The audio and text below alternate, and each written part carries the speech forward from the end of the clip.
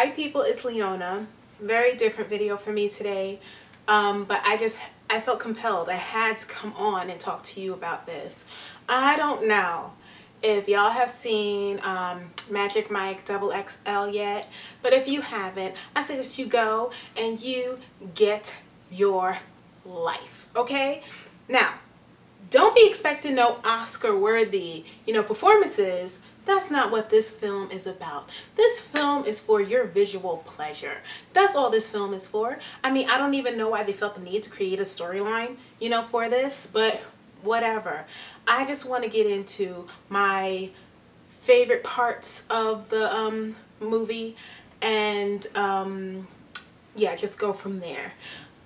The premise, I guess, of this one is all the guys wanted to get back together to do one last hurrah of performing together, male entertaining together, and there's this big stripper convention, male stripper convention down in wherever they went. I'm telling you, I wasn't really paying attention so much to that plot of this story, but yeah, so that's what the premise is. Them trying to get down to where they need to get down to and reconnecting after Magic Mike hasn't been, performing with them for like the past 3 years. On to the performances. So I mean, I never saw it for Channing Tatum like everybody else did. I guess I never bothered to watch that whole Step Up film thing where I guess he made his debut of dancing, a white boy that dances. Ooh, how exciting. Ooh. I just was never into him like that. I saw like some other lovey-dovey movies that he did, probably the Nicholas Sparks. I don't know if it was Nicholas Sparks movies that he was in, but the lovey-dovey ones, and like yeah, he's cute, he's cute, but whatever. I just didn't see it for him the way a lot of other people did. But this movie has changed all that for me. And so the first scene where he dances, he's in his like wood shop and he hasn't been doing it for a while, and the guys, his former performance buddies, started, they told him about this convention and asked him, telling him, trying to egg him on, trying to get him to go and everything. He's like, nah, I don't think I'm gonna do it. But he's at this wood shop, and then all of a sudden Genuine's Pony comes on. This was in the trailer. Like, most of that performance was in the initial trailer that was debuted when the movie was marketing for when it was coming out. And in there I was like, okay, I mean, yes, he can move, whatever. Yes, he's cute to look at, but he had to get in shape. He had to get himself together for this role, so obviously he looks good. And I was like, whatever. But then the scene that really started making me feel a way about him was when him and the guys stopped off at, I think it was a gay bar or something, and there was some contest going on stage on whoever can vogue the best or whatever gets like a $400 prize. And Magic Mike was like, okay, I'm gonna do this, and he gets up on that stage and he just starts and voguing and stopping and then falling out, like they do, like like I don't even know if you know, but sometimes they fall out like to the back with one leg in the back and one leg up front, and they just fall out. And once he did that, I was like, Channing, like, really? Like, you okay, okay, I see you. Okay, I see you. I just think it's like really funny, entertaining, and cute. I don't know that a heterosexual man would do that and not see anything wrong with it, or just I thought that was cute. It is so hot in here, it's not even funny. Okay, it's so hot in here. Okay, so then came the next kind of dance sequence that I thought was really cute and funny. I don't know if it was the next one, really. It must have been. But that guy that was in True Blood, and also Sofia Vergara's fiance, Joe Mega whatever, he did the next scene in which he was challenge to go into this gas station, you know, store, convenience store or whatever, and make the woman at the cashier smile, you know, because they cut to her and she just looked like she ain't having it today. Like, she just ain't having it today. So he had to go in there and just make her smile because he wasn't confident about doing a whole new routine for this show. He wanted to stick with what he knew, this fireman routine. He's not the best dancer in the world. And Magic Mike was just trying to prove to him, it don't have to be about that. You just have to do what makes you happy, what you feeling, and you don't want to be a firefighter. So go in there and just, you know, do what you feel, and all you have to do is make her smile. So his little thing up in there, he's over there, he's making a mess in the store, first off. But it was funny. I mean, no, the man can't dance, but it was funny. So I like that scene. Now cut to my favorite part, or dance sequence, routine, whatever, in the movie. This was the place in the movie where I, you know, basically Channing Tatum became my crush. He is now my new celebrity crush. Okay, this was when he went to see his old former like MC, person that he used to work for before he worked for Dallas in the first film, and it was Jada Pinkett, and he was going there to ask for her help because their team needed an MC for the big convention wherever they needed to go. So apparently him and Jada's character didn't end on good terms. She felt like he abandoned her and her whole thing of whatever she was starting with the male entertainers that she hires, and he was asking her for this favor, and she was like, listen, if you want me to do this favor, you're going to have to prove to me that you know what you still doing, because what, you've been out of the game for a while now, right? And if you want this favor from me, you know, I'm just going to have to see this. So, you know, she challenged him. And when he started dancing and doing everything that he was doing, my jaw all the way dropped. It just dropped. And yeah, I was like this. Like, I can't even explain to you like what it was. Like, I'm just telling you to go see the movie.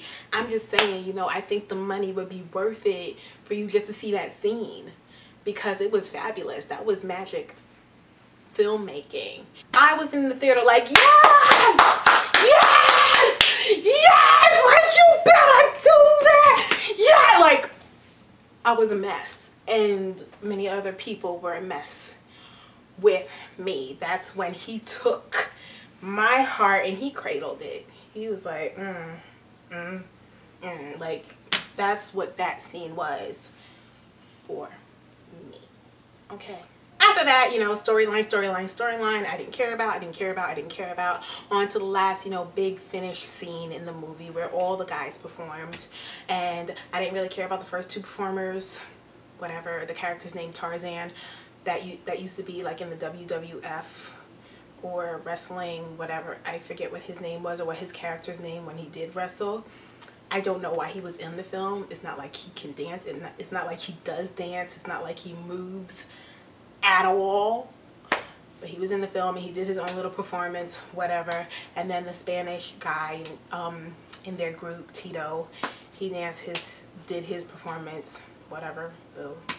And then I think it was either Sofia Vergara's boo next or whatever. The person before Channing Tatum, Magic Mike did his performance was Matt Bomer or Bomer or whatever, however you pronounce his last name. He performed. Now, I mean, we all know that Matt Bomer is gay. And it's because of that, it kind of ruined the fantasy of the good-looking male for me, because it's like I can have a fantasy in my head about, you know, a man just being my boo and we over here holding hands together and, you know, making pretend that that can actually happen, you know, with like a celebrity or something like Usher. But you know, I can't do that once I find out the man is gay, because then it's like, okay, I already know my little fantasy was never going to happen in real life, but now I know my fantasy is never going to happen in real life because he's gay. He would never be interested in me. Like, this is not possible. It's not physically possible. So that's how I felt about Matt Bomer. I'm really sorry if I am messing up his name. Was in the film. His character's name, or performance name, I guess, is Ken. You know, he's supposed to be like the Ken doll of the group because he has a nice physique, the light blue eyes, the perfect hair, and all that stuff. But what I found out in this film is that he can sing, okay? I didn't know he could sing, but he could sing. And for his grand performance at the end, homeboy came out and started singing D'Angelo's Untitled. You know, that video where D'Angelo is just nothing but him and with his shirt naked basically, and just like up close images of his body and how does it feel. I can't sing, but that's what that was. And Matt came up and started singing that song, and I was like,